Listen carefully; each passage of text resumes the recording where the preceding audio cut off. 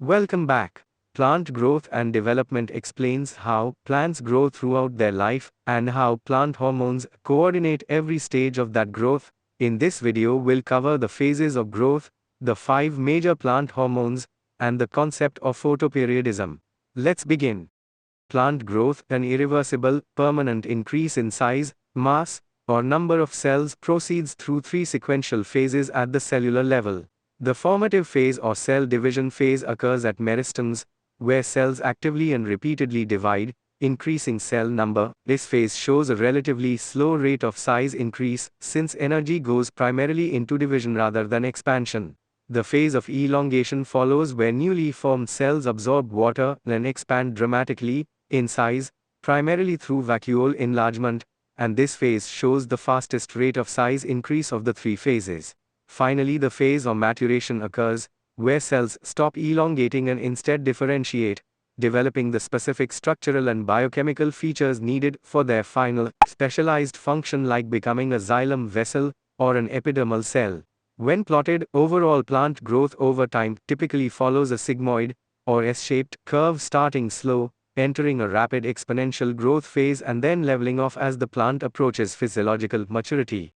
Auxins discovered through experiment. Coleoptiles bending toward light are primarily produced at shoot tips, and they promote cell elongation, apical dominance, the suppression or lateral bud growth by the main growing tip, and root initiation, which is exactly why synthetic auxins are used commercially to promote rooting in plant cuttings.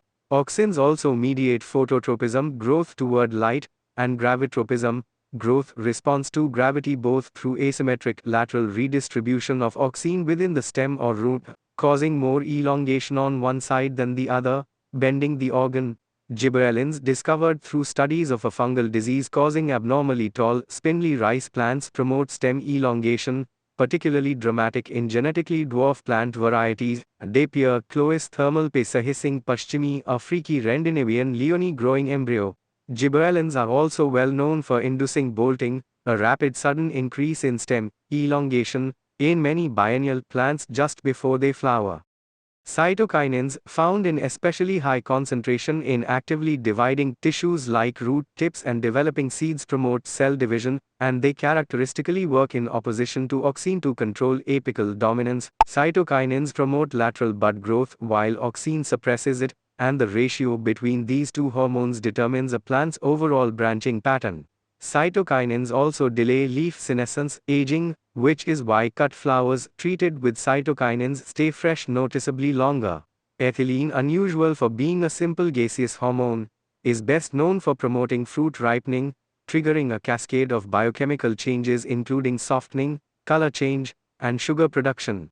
This is exactly why ripening fruits like bananas are often stored together, since the ethylene gas one fruit releases accelerates ripening in its neighbors. Abscisic acid, often called the general growth inhibitor or stress hormone, promotes seed and bud dormancy, closes stomata during water stress by directly acting on guard cells, and generally acts to help the plant withstand and survive adverse, unfavorable environmental conditions. Film is a plant's physiological response to the relative length of day and night, and it critically controls the timing of flowering in many species. Short-day plants flower only when the day length is shorter than some critical threshold, typically flowering in early spring or autumn, while long-day plants flower only where X exceeds a critical threshold, typically flowering in summer, and day-neutral plants flower regardless of day length entirely. Counterintuitively, it's actually the length of the uninterrupted dark period, not the light period, that plants genuinely measure and respond to. This is a frequently tested, easily misunderstood point. A brief flash of light during the dark period can disrupt flowering in short-day plants even if the overall day length remains technically short. Vernalisation is a separate, related phenomenon where certain plants require a prolonged period of exposure to cold temperature before they're able to flower. This ensures that seeds of certain biennial or winterannual species don't flower in autumn, but instead wait until after surviving winter as cold, flowering the following spring when survival prospects for the resulting seeds are far better. Let's recap. Plant growth proceeds through formative, elongation, and maturation phases following an overall sigmoid growth curve. Auxins drive elongation and apical dominance, gibberellins drive stem, elins drive stem, elongation and germination, cytokinins drive cell division, and oppose auxins dominance effect, ethylene drives fruit ripening, and abscisic acid drives stress responses and dormancy, and photoperiodism, which actually depends on dark period length, and vernalization's cold requirement, together fine-tune exactly when a plant flowers. That's plant growth and development. Keep all 5 hormones and their sympathy-opposing effects clearly organized in your mind. This chapter rewards a well-built comparison table. See you in the next video.